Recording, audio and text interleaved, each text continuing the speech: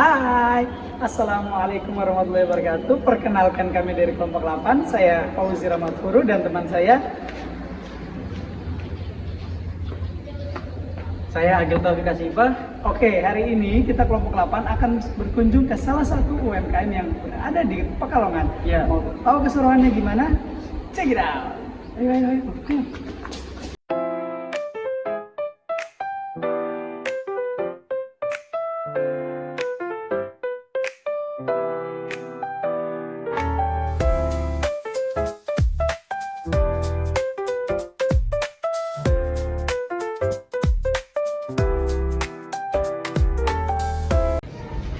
Assalamualaikum warahmatullahi wabarakatuh. Waalaikumsalam warahmatullahi wabarakatuh. Sebelumnya nih dengan saudara siapa? Saya Afrisul Maulana, biasa dipanggil Isul seperti itu. Saya dipanggil Ibu. Sekarang usianya berapa? Untuk usia saya itu 24 tahun. Sekarang 24 tahun, masih muda sekali.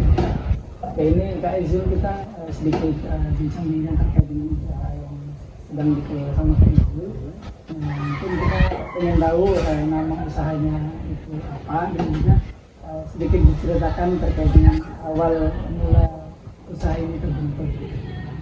Untuk usaha ini sendiri itu bernama Isul Batik, diambil dari nama saya selaku anak pertama dari ayah dan ibu saya. Awal mulanya itu usaha ini dimulai dari ayah saya karena memang kebetulan dari timba atau kakek dari ayah saya itu memang pengusaha batik, kemudian mendapat ilmu dari kakek, kemudian pada tahun 2022 ayah saya berdiri sendiri mendirikan home industri batik sendiri dengan nama Isul Batik yang diambil dari nama saya selaku anak pertama. Kemudian sampai tahun 2017 ayah saya meninggal, itu dilanjutkan sama ibu saya. Di tahun 2022 ibu saya meninggal. Nah, sampai sekarang untuk home industri batik Isul Batik itu sendiri dilanjutkan oleh saya sendiri. Berarti terus temurun Iya. dari sebelumnya. Untuk kalau boleh tahu untuk lokasi produksinya itu diproduksi di mana? Oke, untuk sebelumnya itu produksi batiknya itu awalnya di rumah sini, Mas. Di rumah sini di belakang itu ada tempat kerja seperti untuk ngecat, melorot dan lain sebagainya. Kemudian selain di sini juga ada di rumah yang satunya, yaitu di Pranggok. Kalau bahasa orang sini itu bilang Pranggok untuk tempat kerja, itu di sana sudah ada. Namun setelah pandemi, pada saat pandemi memang kita sempat belum tikar seperti itu, sempat berhenti produksi karena memang permintaan pasar itu sudah tidak memungkinkan, sehingga untuk di rumah sendiri itu sudah di cut off, tidak ada produksi batik. Tapi untuk di Pranggok itu masih ada, dan kita mengembangkan home industri batik melalui memperkerjakan tetangga-tetangga seperti itu. Jadi tetangga punya home industri batik juga, kita menyalurkan. Untuk produk-produk yang ditawarkan dari hasil batik itu apa aja, Pak? Untuk produknya awalnya itu sebelum pandemi COVID-19 itu produknya seperti batik cat, kemudian batik tulis dan lain sebagainya, seragam sekolah, batik, printing dan lain sebagainya. Tapi setelah pandemi itu kita fokus ke pembuatan batik seragam sekolah seperti itu, karena efek dari pandemi kemarin itu memang begitu signifikan terkait modal juga, sehingga kita juga fokus sama pembuatan seragam batik sekolah seperti itu. Yang menginspirasi Kak Afrizul untuk terus melanjutkan usaha ini itu apa sih? Untuk yang menginspirasi itu ya, yang pertama memang amanah dari kedua orang tua untuk melanjutkan, karena memang sebelum ditinggal itu memang sudah diberi bekal-bekal, sehingga ya udah mau tidak mau harus melanjutkan, dan memang sudah tahu jalannya seperti itu. Nah, untuk visi misi ataupun target dari Kak Afrizul sendiri untuk usaha ini itu apa sih? Untuk visi misi ataupun tagline yang target yang saya untuk usaha yang saya dirikan itu tidak ada visi misinya, tapi saya punya prinsip dalam menjalankan bisnis itu harus berdasarkan etika bisnis Islam. Apalagi saya juga sekarang kuliah di UIN Abdurrahman Wahid Pekalongan, jurusan ekonomi syariah. Jadi saya sudah sedikit demi sedikit mendalami terkait etika bisnis Islam seperti nilai kejujuran, keadilan, dan lain sebagainya. Itu yang tak pegang untuk bisnis berjalan sesuai dengan prinsip etika bisnis Islam.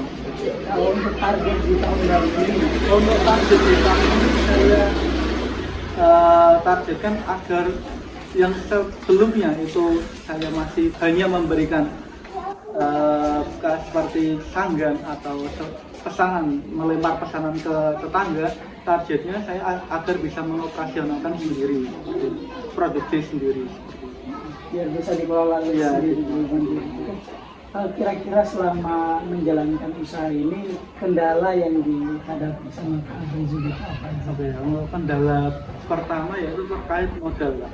Karena memang itu akibat dari pandemi COVID-19 kita modal down, turun, sehingga kita mulai dari awal. Nah, sehingga untuk membuat batik itu kan butuh yang namanya modal belanja kain, modal beli obat, dan lain sebagainya.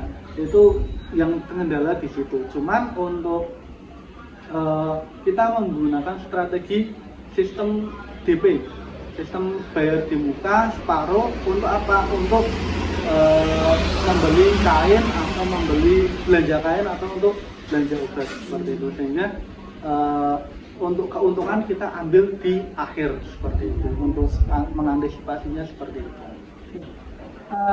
Kiranya yang ditawarkan oleh produk Kak Abrizul yang berbeda dengan batik-batik yang lain apa sih Kak Abrizul? Untuk perbedaan atau yang pertama dari segi harga itu kita bisa bersaing dengan kompetitor yang lain. Harga kami memang seperti prinsip etika bisnis Islam, bahwasanya mengambil keuntungan tidak boleh melebihi 30%, sehingga itu kita sudah menurunkan, bahasanya harganya sudah bisa bersaing seperti itu. Kemudian terkait kualitas, kita memang menggunakan jasa atau pekerja karyawan yang berpengalaman seperti dalam potensi membuat batik seragam sekolah seperti itu, sehingga kualitas harga itu kita bisa bersaing. Jadi untuk mengambil partisipan di pasar ya seperti itu ya, Iya. dengan sedikit menerapkan trik terkait dengan bisnis Islam Ya, dan untuk kita lebih mengutamakan kepentingan konsumen seperti itu. Umpama konsumen minta request seperti apa, minta harga yang bagaimana, sekiranya itu masih masuk dengan kriteria kami akan tetap melayani konsumen tersebut dengan baik seperti itu.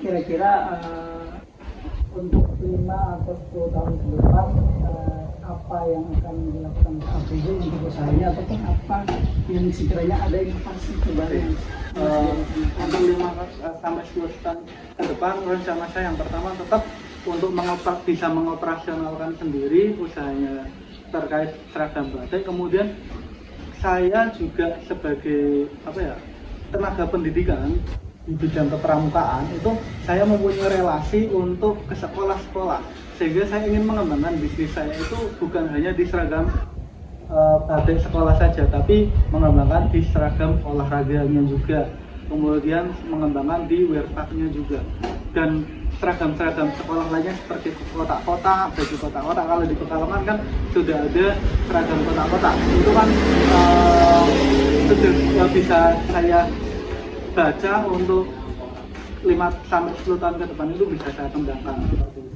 jadi tidak hanya batik tapi Ya. keseragam yang Ya, lebih lain. ke seragam saya lainnya. Ya, mungkin itu saja. Terima kasih Kak Abrizul atas waktunya yang sudah diluangkan. Kami mengucapkan banyak terima kasih.